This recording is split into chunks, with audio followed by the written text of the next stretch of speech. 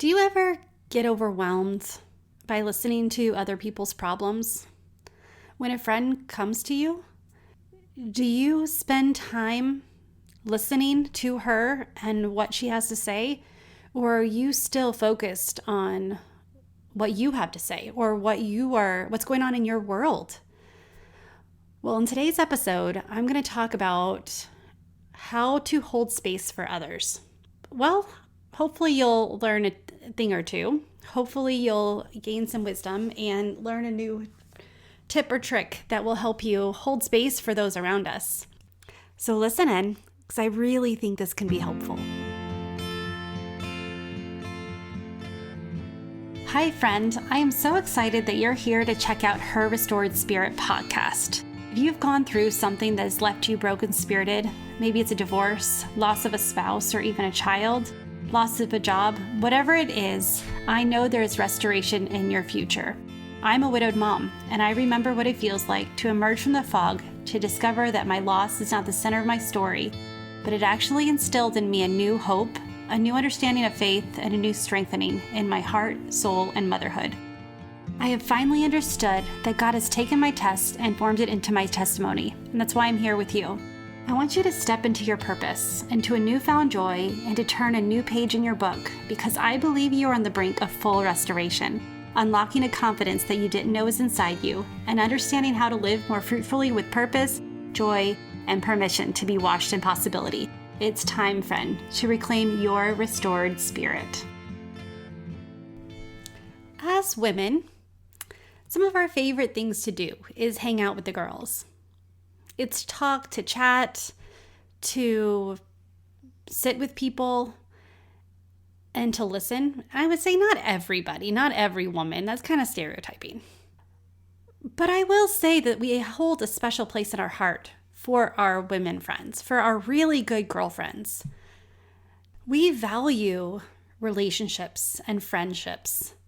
And part of that is sharing experiences, carrying each other's burdens, and being in a listening ear when your friends have burdens that they want to talk about, when they're going through something and they need you to listen. They need you to be there. What else they need from you? Do you know? Sometimes we get so overwhelmed with all the hats that we're wearing, all the things, all of our stressors for the day, everything the kids are doing, keeping our calendars organized. And by organized, I mean pick up at 6:05, drop off at 6:10, get to field A, and then child 1 gets to field B by the time the second child finishes with their sport, and get dinner on the table, and on, as well as do all the doctor's appointments and laundry and all of that. Not to mention just the emotional heaviness that we carry as women, the emotional stressors. I don't think I've ever met a woman, or a man for that matter. I mean, I don't think I've met anyone who is completely stress-free. Even those who are balanced and are calm, they're still not stress-free. And I don't think that we were made to be stress-free. I think that this world in general is stressful.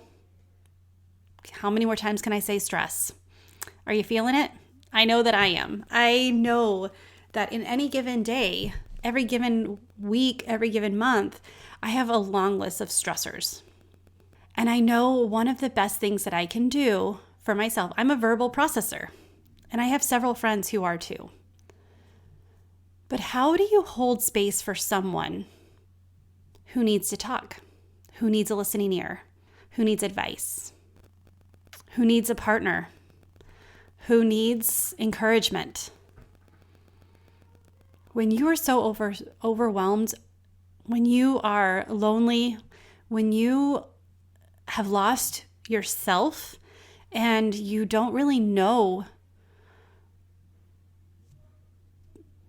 Well, you're at your limit. How are you going to have limit for others? How are you going to have the emotional space to handle other people's problems? Even if you're just listening, it still takes energy to be there for someone, to have compassion, to be able to sit with them. And so I just wanted to share what I have found to be helpful. And listening to other people's problems, listening to other people's concerns is something that we all do. But do we do it well? The first thing I want to share, the first step is you have to take care of yourself. In order to deal with the emotions and the circumstances in other people's lives, you really need to understand and deal with the emotions in yours. You can't use other people's problems to avoid your own circumstances.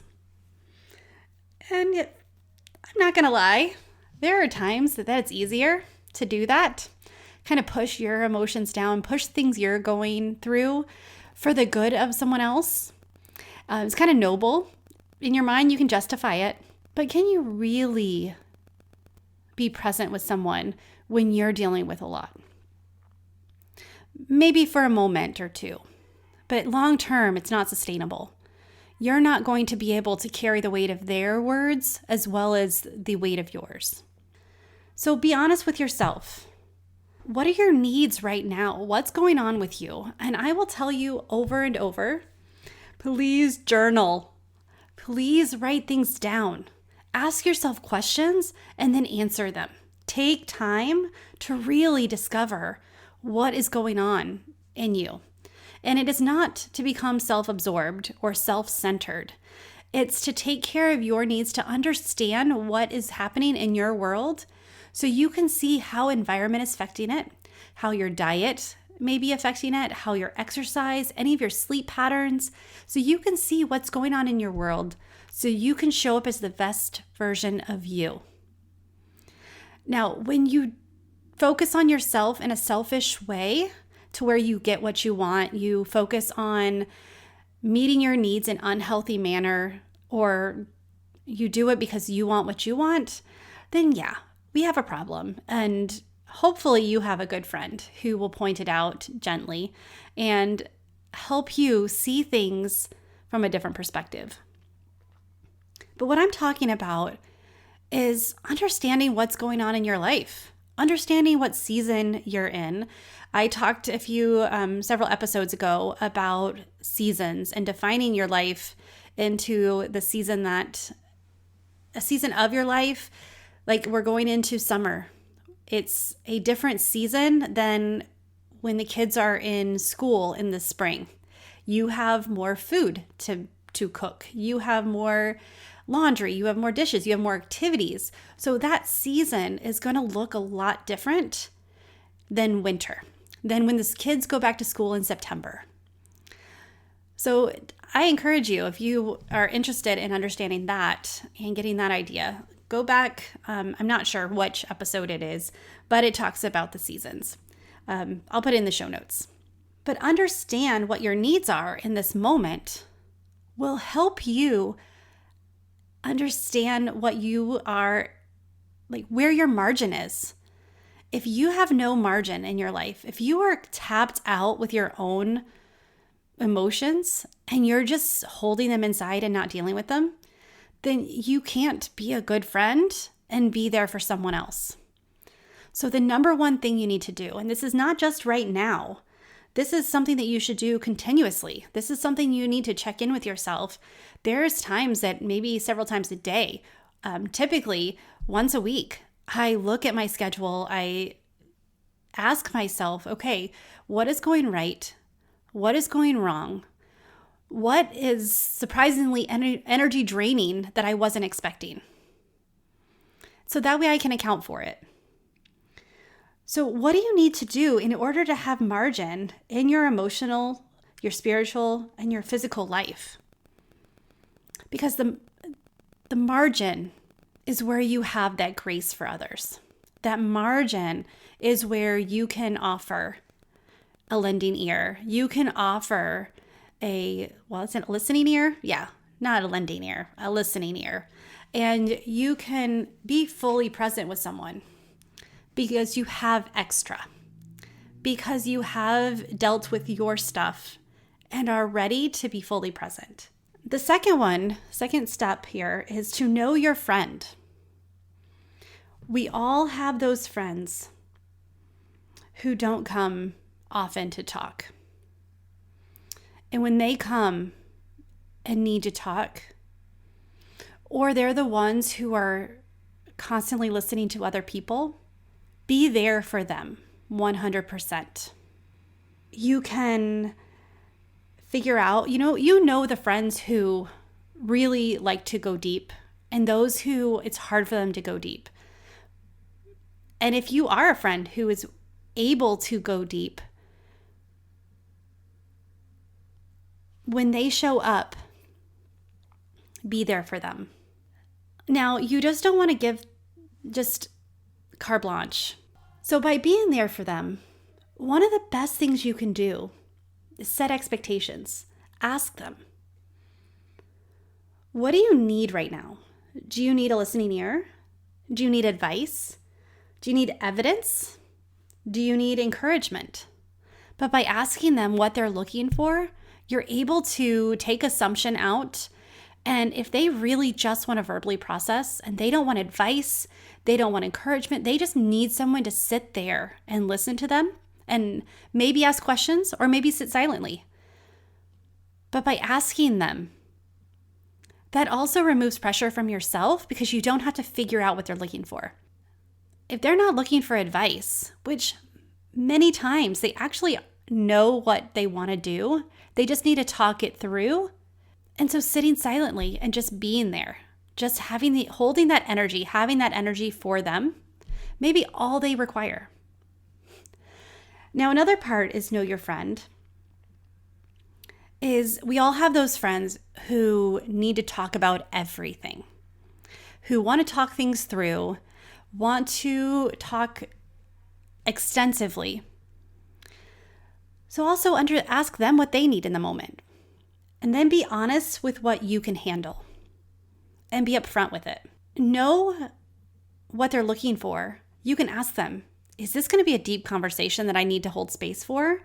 Or is this something that you just want me to listen to and I can just be here and listen? How much energy do you need to spend on what they are coming to you with?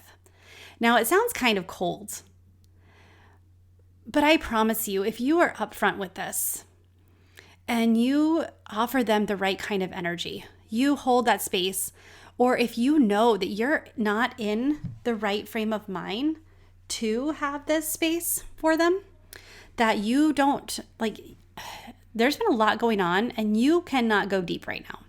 Really, you are exhausted yourself. By being honest with them and saying, hey, all I can offer you right now is words of encouragement. Or a listening ear. I have no advice and I'm not going to even try. That's appreciated. Again, expectations and setting up the conversation for success.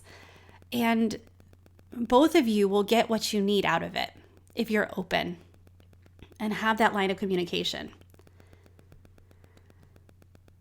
Now, if it is something that is deep and you're not really prepared to talk, if you're not really in the space to talk, you can say something to them like, hey, I can see this is really important to you.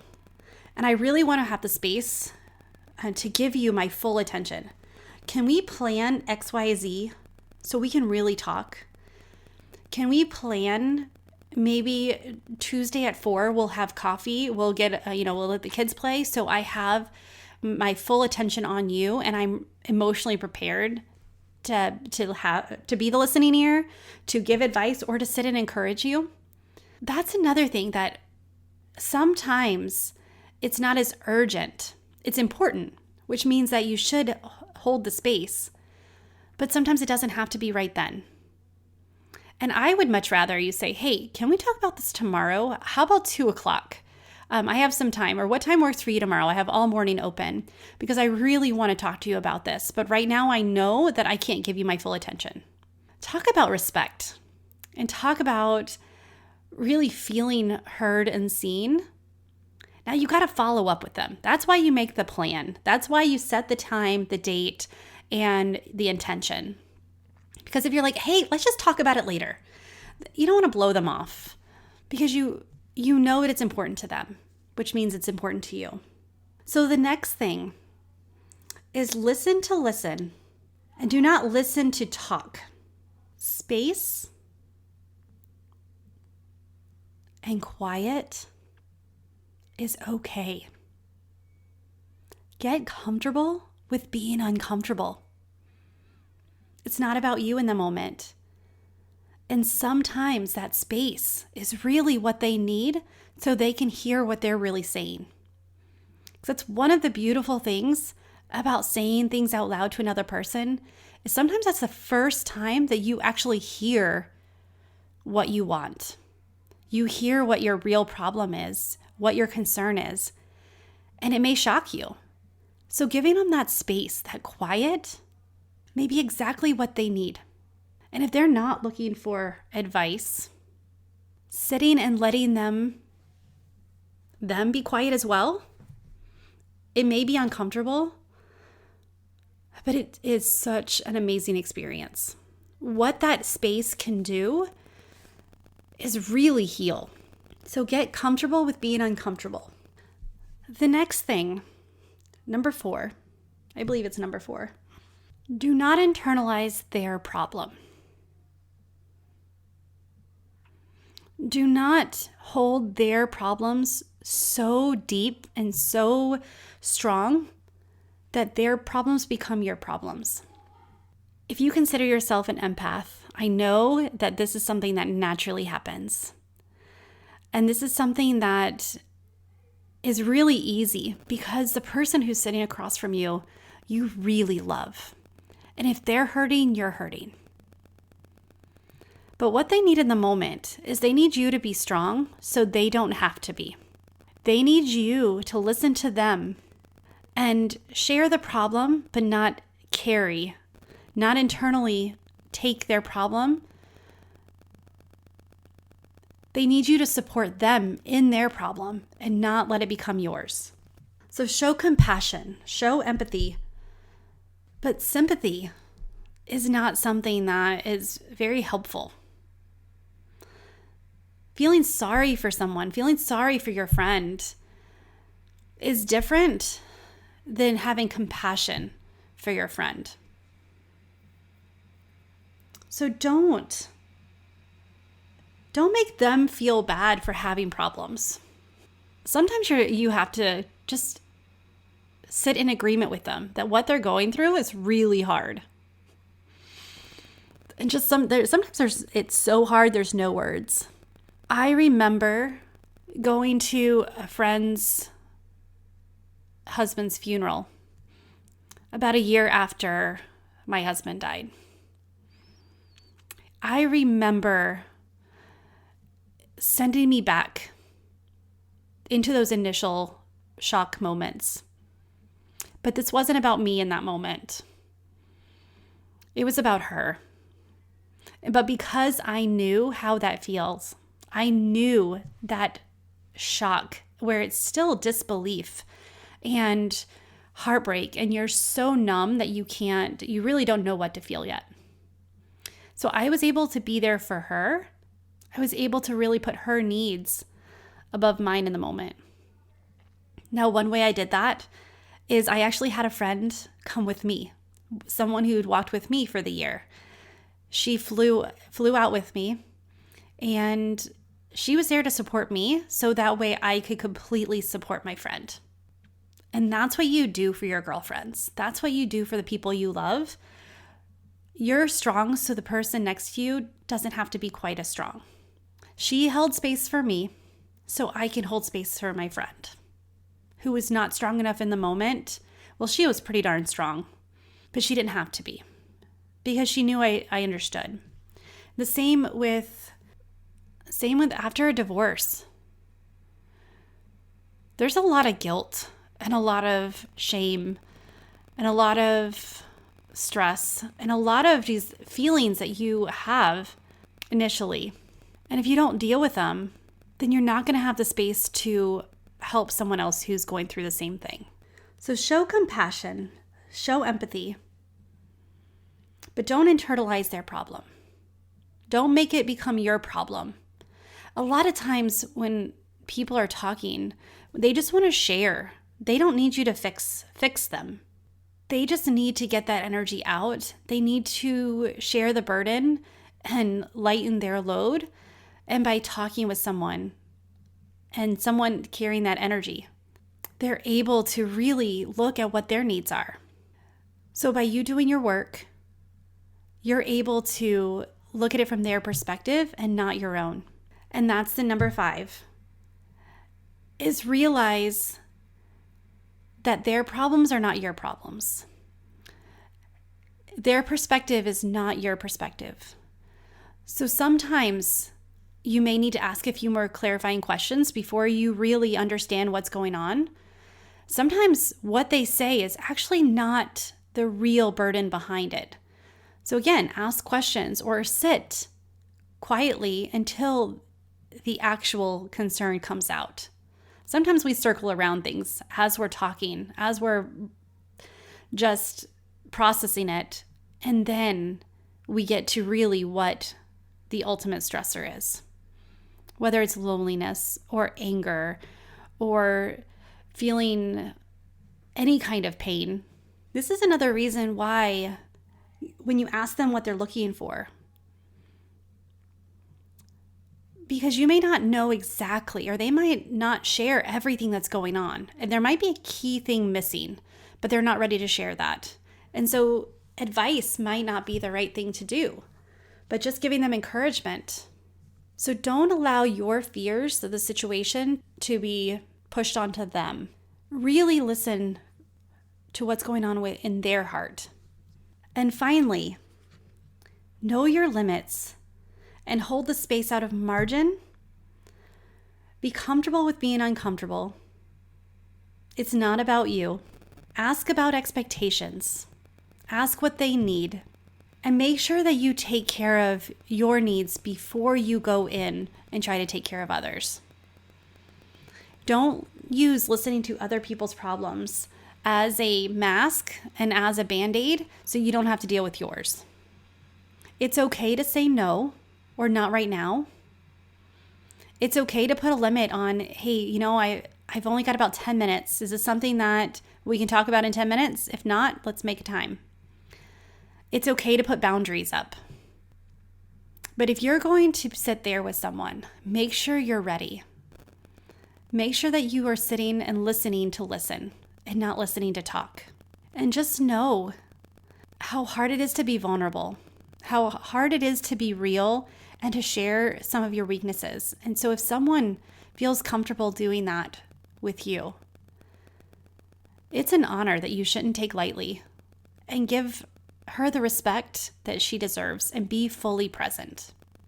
Now, as you listen to this, I'm wondering if anything kind of spoke to you. I wonder if anything kind of was a new concept. I encourage you to write it down. I encourage you to think about this. And next time a friend comes, ask them, okay, what are you looking for here? Are you looking for advice? Do you want encouragement? Do you want to laugh? Do you want me to completely change the subject? Because I can do that too. But instead of assuming that you know what they want, just ask them. Give them that privilege to make the choice. And when you need to talk to somebody, why don't you tell them what you're needing from them?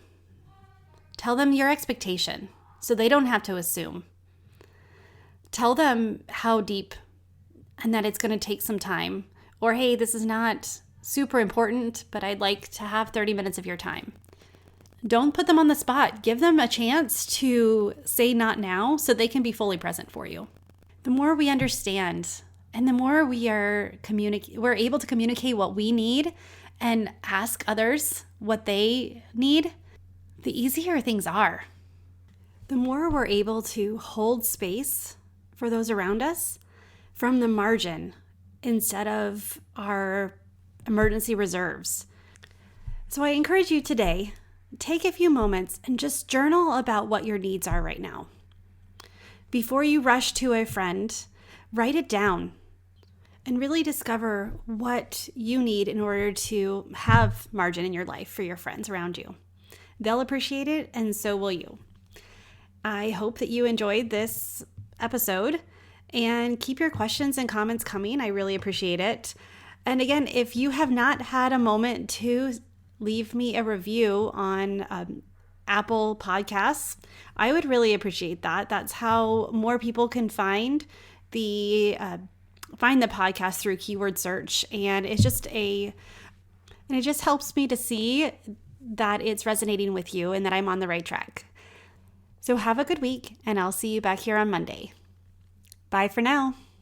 Hey friend, I hope you loved today's episode. I hope you start to claim the confidence to walk in a judgment-free zone as you continue this healing journey. Now, I want to invite you to look into working with me. I'm a full-time restoration and confidence coach with a background in marriage and family therapy.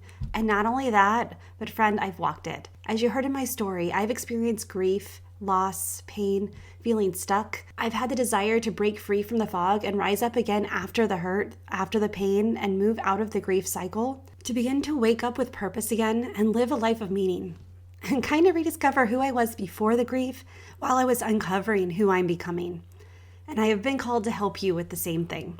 So if you feel you're ready to step back into the light, wash away the old, not forgetting the past, but stepping into a new position of purpose, confidence, and identity, I would love to be your coach and mentor through the process. I only take a few clients each month and would love to get you on the calendar to help you navigate this journey.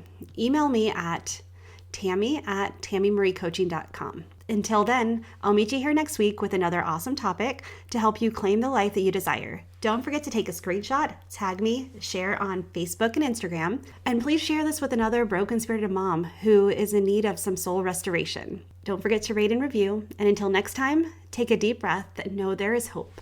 Bye, friend.